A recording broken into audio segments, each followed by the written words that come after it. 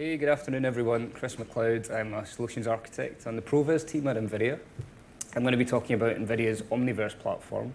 And I know from experience, some of you are already deploying Omniverse or experimenting. Others might be completely new to the topic. So I've tried to reflect that in this short talk. I'll give a quick introduction to what Omniverse is, what it does, what's different about it, the basic building blocks.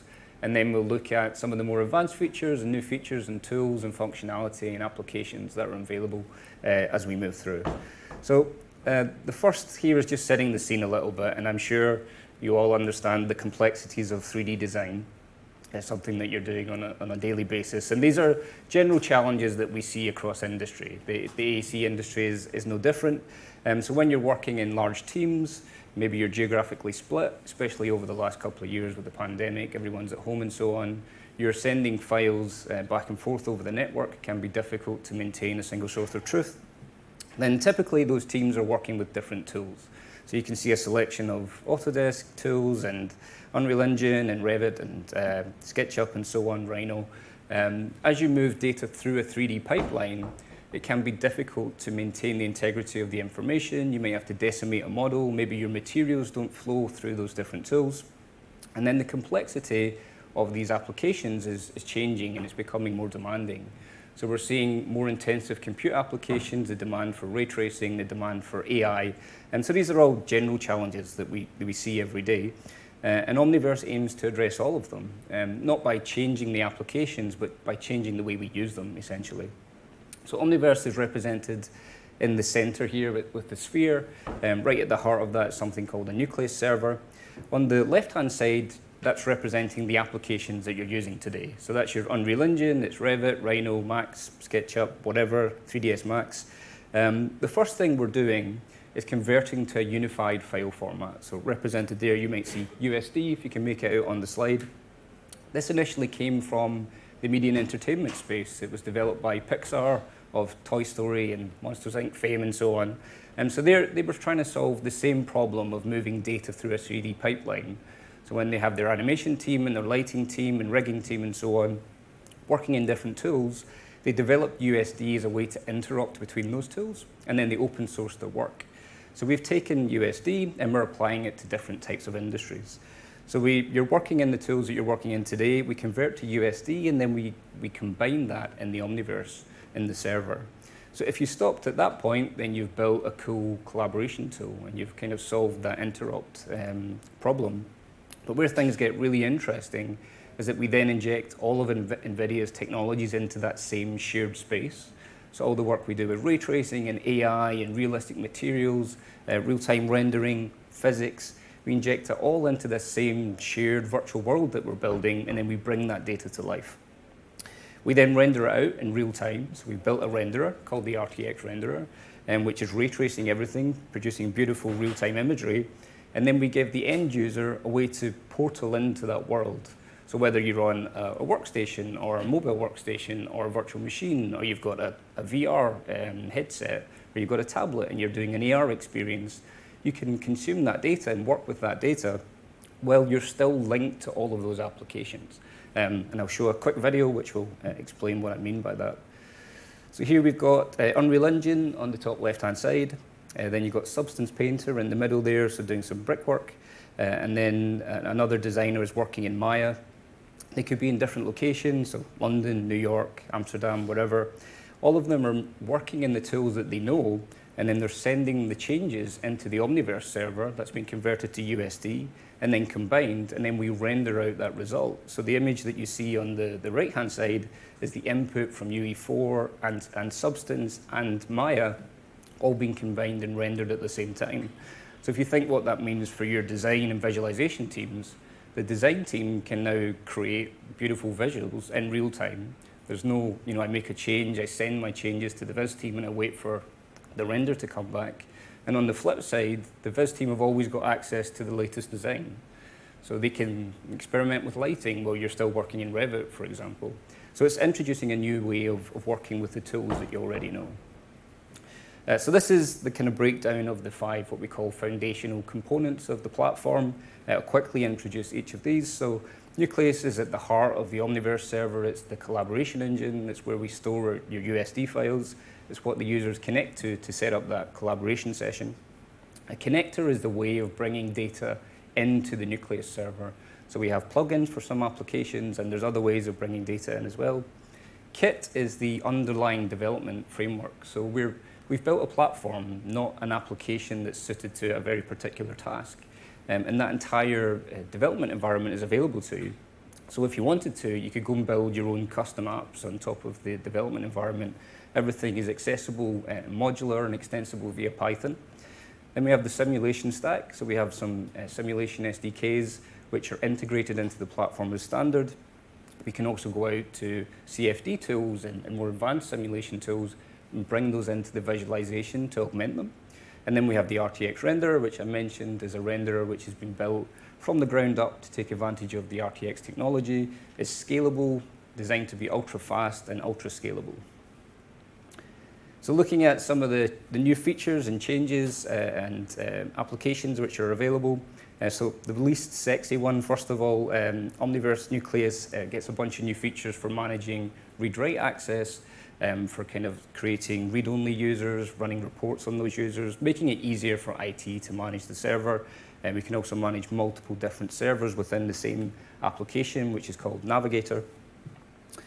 Then some of the new new features, ways of bringing data into Omniverse. So ArchiCAD has a connector which is now fully in production, so fully supported by our enterprise license. Then one of the really cool features, when we're working with USD, you can use any Hydra delegate to render that USD content.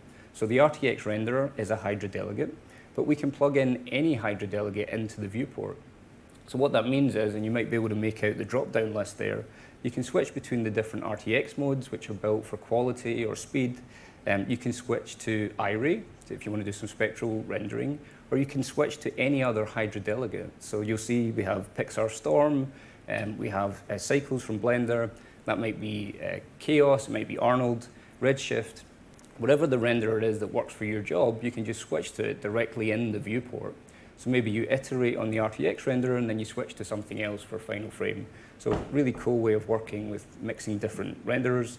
We then have third-party support agreements for anyone else who wants to go and build connections to their applications. Those can be hosted and supported directly in the platform.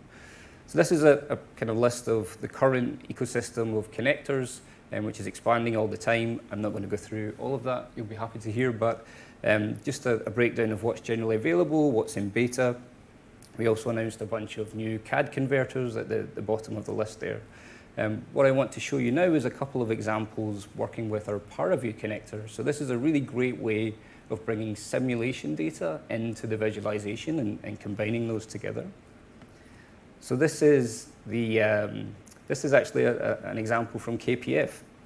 So here we've got the visualization data. So we're running that beautiful real-time ray-traced image, but we're combining it with a wind simulation. This was initially developed in OpenFOAM, and then it's linked to Omniverse via the ParaView connector. So we're combining simulation data with visualization data. This is kind of moving towards building digital twins and so on. So although these are beautiful still images, this was all running in real time. So the designer had access to that data while they were working. And looking at another example of a similar workflow.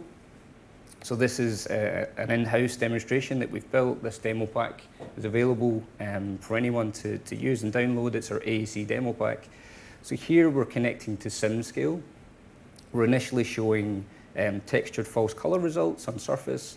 And then the second part of the demo, we're seeing the full 3D simulation, and it's viewed as a flow simulation within the application. So you'll see the designer has access to that simulation data at the design phase. This type of work might be previously carried out much further down the workflow process. So we bring it and make it available at the design stage so the architect can make changes based on that simulation data. So really powerful tool combining visualization and simulation. This is an example of one of the microservices which are available with Omniverse. This is Deep Search. So this is a really cool AI-driven search functionality where you can use natural language to search through your asset database, and the search engine will try and find something that sounds like what you've asked for. So there the user asked for a large red tree. This time it's a red rusty barrel. I'm not sure why we've picked things that are tongue twisters. But then it goes and tries to find something in the image database that matches what you've searched for. So it makes it easy to find assets without knowing exactly how it was labeled. You can just search for something roughly what you're looking for. You can also search by images. So dragging an image just into the search function, the AI will go and look through your asset database to find something that it thinks suits what you've asked for, even a texture. So incredibly powerful. Here we're seeing a demonstration that's running in a browser, but this is baked directly into the application. So when you're working, you can quickly search for an asset and the search engine will go and find it for you. So we have a couple of different flavors of Nucleus. This particular feature is in early access and is only available with our Docker installation of Nucleus, but if you have any questions on that, you can let me know. Farm is another really cool tool that's available as part of your enterprise subscription. So you can think of it like a render farm, but it's task agnostic. So you could run it you can scale your compute over all of your resources in the infrastructure, use it as a render farm, use it for synthetic data generation, file conversion. So it's like a DIY scalable compute resource, and it's included as part of your license. So if you've got a subscription to Omniverse, you automatically get access to Farm. We use it internally. If anyone's watched GTC or a technology conference, 60,000 frames were rendered on Farm, and we scaled over 800 servers, so huge compute scalability, which is available as standard with your subscription. Some of the updates to the application. So this is Create, our world-building advanced scene composition tool. So we have some rendering improvements. We support curve rendering. We support AOVs for more control over the compositing stage. Animation keyframing, so you can do basic animation directly in the application, move through iterations, ideas, while continuing to work in Maya or your animation tool. The physics, GPU softbody support. So that little scene that you see there is not an animation. Those are all physics that are running in real time, and they just work. Physics are just applied. And then vMaterials is a collection of material libraries. I think there's over 900 materials now, which are available standard. And then View is another tool which is included with the Omniverse subscription. This is for a design review tool. So there's a bunch of new features, just making it easier to use, a lot of functionality, an environment browser. You can add a sky and control the backplate and the ground plane. The markup tool, so for scribbling notes and taking shapes, 2D text and so on within the scene. The measure tool for picking two objects within a scene, and it will automatically measure between those.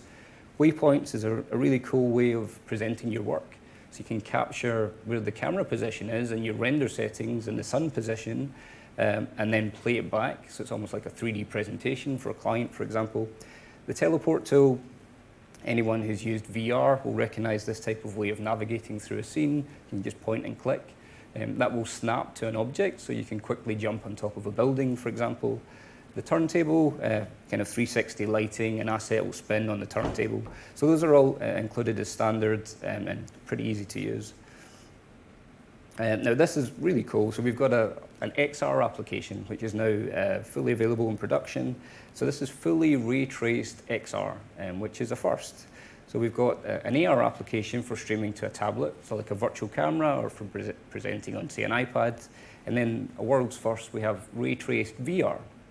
So it wasn't so long ago that doing any type of VR was pretty complex, or any type of ray tracing was quite complex. Combining those is kind of mind-blowing. So ray traced VR in real time, while you're still connected to all of your applications. So someone changes a material in 3ds Max while I'm in VR, I see it change in front of me. It's really amazing. So here's a quick video looking at some of the early VR use cases. So you can interact with all of these objects. It's all running real time, of course. Using the navigation tool there to snap on top of objects. And all our physics is also running in real time. So you picked up an object and dropped it while you're in VR, it would fall to the ground. Here's an example of just kind of spinning up a VR session. Again, this is our AEC demo pack, which is available. So navigating to somewhere within the scene, and then hitting Start VR, pretty straightforward.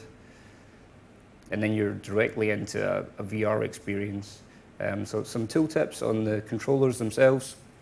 You can go into the menus and set some quality settings and turn off the tooltips in this particular example. And what you'll see here, as the user moves towards the window, like you can see the sun coming through the skylight as well, as the user moves towards the window, the reflection of the controllers is in the window because we're continuing to ray trace everything in real time. Nothing's baked. It's really, really quite phenomenal. So that's available today. Anyone's interested, go and download it, have a try. Recommend checking it out. And that's me. So thanks for your time.